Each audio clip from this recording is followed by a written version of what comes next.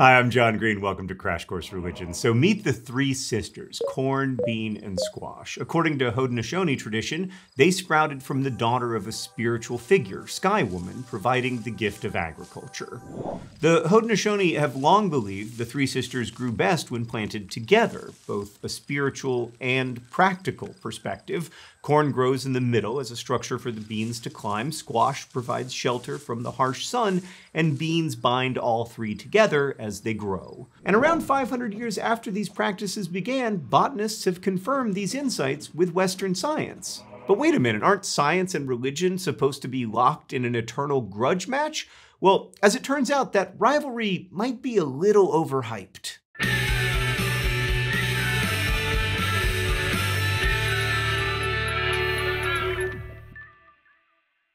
Let's start with the obvious. Religious beliefs, of course, can be incompatible with scientific understanding. Consider the age of the Earth. Most scientists believe Earth formed around 4.5 billion years ago, and they came to this conclusion by dating the time it takes for certain radioactive elements in Earth's rocks to decay. It took hundreds of years and lots of experimentation, and that's just not how understanding works in many religions. Like, some Christians believe the Earth's age is laid out in the Bible, making it around 6,000 years old. Some Hindu texts say the Earth and the universe as a whole are closer to 150 trillion years old.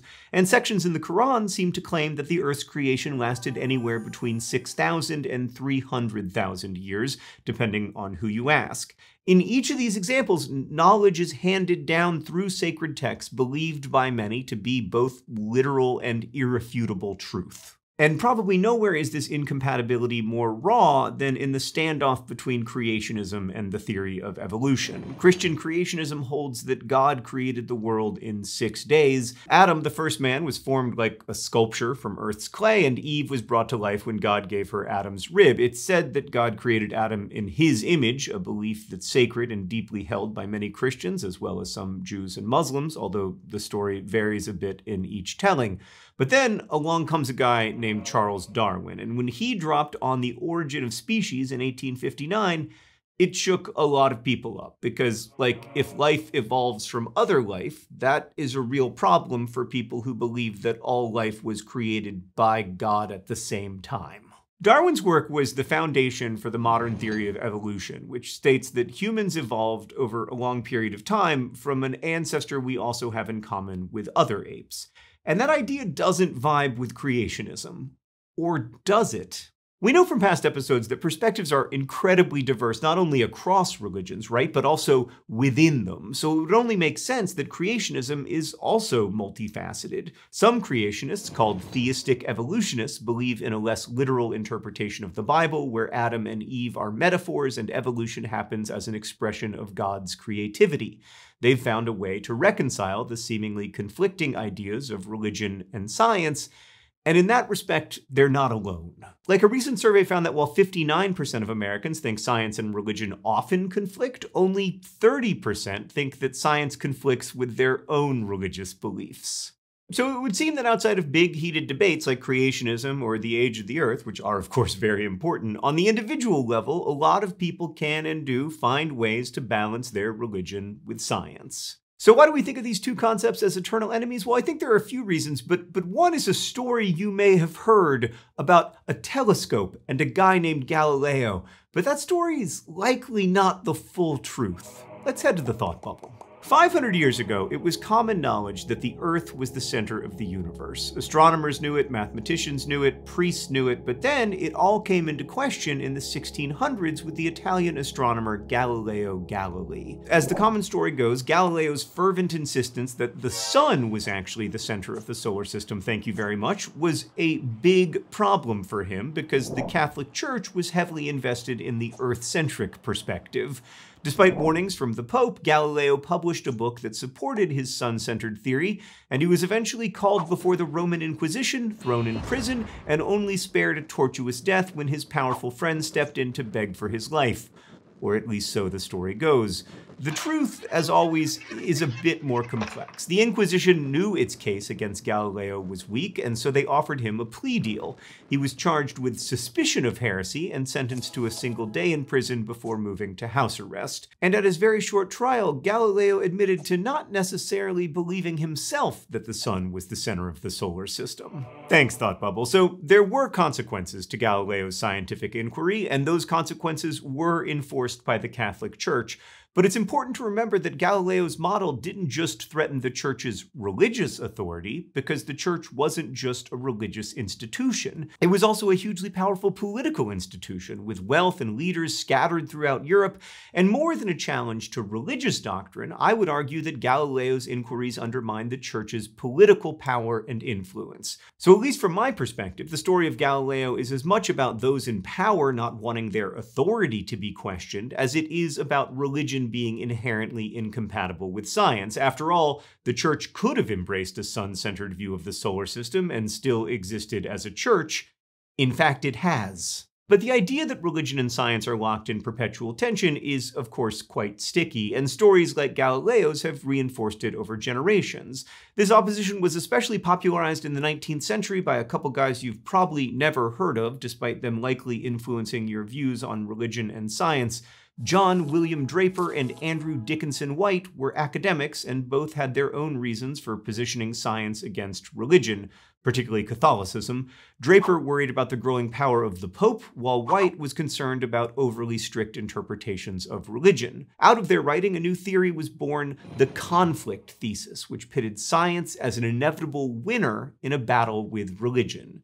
The thesis claimed there were a few points of contention that made science and religion as incompatible as Batman and the Joker. The first argued that what we know about the world through science couldn't possibly be squared with what we know about the world through religion. It was a question of epistemology, which asks, what can we know and how do we know it? One thing we can know is that when people use the word epistemology, it's a shibboleth for I know more than you. And shibboleth is, of course, a word that you only use if you're trying to sound smart. What is the difference between sounding smart and being smart? I don't know, I'm in the sounding smart business. So epistemologically, can we know that Jesus was resurrected? Can we know it in the way we know, for instance, that Dr. Pepper was invented in 1883 by Dr. Charles Alderton? The second problem was closely related, about how we gain what might be considered valid knowledge. In other words, it was a question of methodology. It argued the means by which we gain knowledge in religion are incompatible with the methods we use in science. The third contention was about ethics. Like, in the 19th century, there was a fear that acceptance of Darwin's theory of evolution would lead to an abandonment of the ethical behaviors enforced by belief in religion. And the fourth contention claimed that science would inevitably question the social power and authority of religion, as it did with Galileo. But the conflict thesis oversimplified the ways people practice religion, of course, and also oversimplified the ways people practice science in real life. After all, there have been plenty of religious scientists. George Washington Carver, who made great leaps in agricultural science, called his laboratory God's little workshop. Barbara McClintock, who won a Nobel Prize in 1983, considered scientific practice as a kind of mysticism. And our very own Dr. Samuel Ramsey, host of Crash Course Biology, is a lifelong Christian. So let's return to the story of the three sisters for a moment. The Kropfs were part of Haudenosaunee spirituality. They believed that they were protected by three inseparable spirits. But the agricultural practice was also based on detailed observations of and knowledge about the physical world, an example of what scientists today call traditional ecological knowledge. In recent decades, scientists have been partnering with and following the lead of indigenous groups across the world to apply traditional ecological knowledge garnered over hundreds of thousands of years to modern-day environmental threats like climate change, increasing demands on our food supply, and more. And when conflict does arise between Western science and traditional knowledge, it's often a lot more nuanced than simply science bad, religion better, or vice versa. Like during the summer of 2019, at the base of Hawaii's tallest mountain, Mauna Kea, protesters blocked an access road to what would be the location of the world's largest telescope. The dormant volcano is sacred to many indigenous Hawaiians who see it as the umbilical cord of the world and a dwelling place of the gods. For astronomers, Mauna Kea is important because its pristine atmosphere, free from light pollution, makes it one of the best locations for an observatory in the world. And that clash might look like religions literally standing in the way of scientific progress, but we need to take a step back here because framing is everything when it comes to telescopes, and also to life. You see, besides the mountain's religious significance, there's also its ecological importance. Indigenous Hawaiians have a rich history of working with the land, and there were concerns that the massive telescope could damage the mountain's fragile ecosystem. On top of that, as there usually is in these stories, there's also the shadow of empire and colonization. Indigenous Hawaiians have long worked to reclaim their traditional beliefs and languages, which were suppressed for many decades under American colonial rule. The ongoing debate over this planned observatory highlights just how many other factors there are in this web, not only science and religion, but also history, power, authority, culture, and people. And a path forward may be emerging because in 2022, Hawaii's governor signed legislation that would eventually transfer control of the area to a governing board made up of representatives from both astronomical observatories and Native Hawaiian communities. The intersection of science and religion takes us to the edge of what we can know and also asks us to consider how we can know it. But it's also worth noting that many non-theistic religions don't really conflict with scientific inquiry at all. And in many cases, theistic religions have found ways to make space for science rather than presenting themselves in opposition to it. Science, in turn, is in the business of acknowledging what we don't yet know and even what we can't know. And so I would argue that the conflict theory, while there certainly has been and will continue to be conflict between science and religion, is just too simplistic a lens through which to consider this relationship. In fact, I'd argue there's much to learn when we find a way to consider religion and science together. In our next episode, we're going to look at a similarly complex and equally tangled intersection: religion, sex, and gender.